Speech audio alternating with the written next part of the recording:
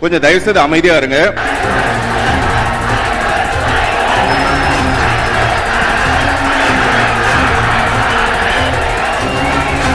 உங்களுக்கு எல்லாருக்கும் தெரியும், நான் பேசி அருண் விஜய் பேசினதுக்கு அப்புறமேல கடைசியில தான் உங்க தலைவர் பேசுவாரு. உங்களுக்கு நல்லா தெரியும். நாங்கெல்லாம் சுமாரா பேசினதுக்கு அப்புறம் அவர் சிறப்பா பேசுறதுக்காக அவர் வருவாரு.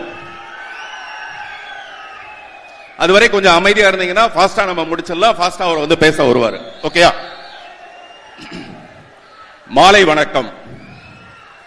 சங்கம் வைத்து தமிழ் வளர்த்த இந்த மதுரை மண்ணுக்கு அந்த மாலை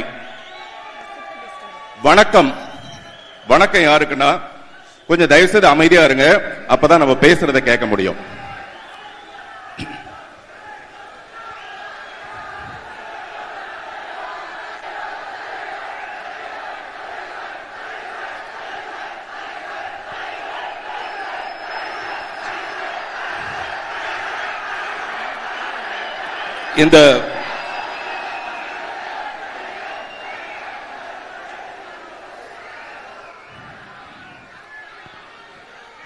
இந்த இட்லி கடை படத்தில் நடிச்சதுல எனக்கு ரொம்ப சந்தோஷம். நேத்து இப்ப நான் பேச போறது உங்களை பத்தி தான் பேச போறேன். அதனால கொஞ்சம் அமைதியா இருங்க. உங்களை பத்தி தான் பேச போறேன். நீங்க யாருங்கிறது உங்களுக்கே சொல்ல போறேன். நேத்து ஒரு துக்க செய்தி வந்தது.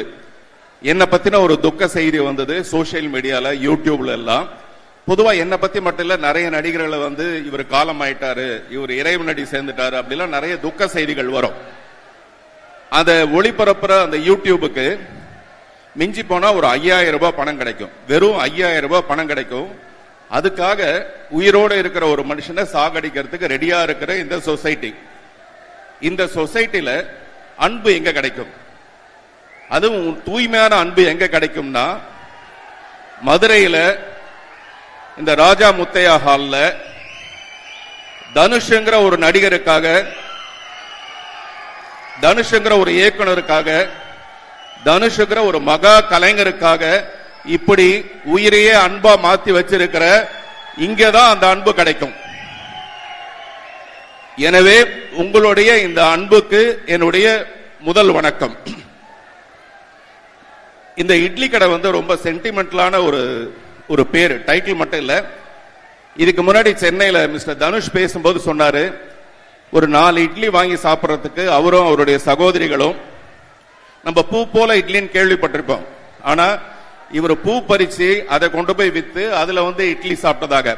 இந்த மாதிரி எல்லாருக்குமே ஒரு கதை இருக்கும்.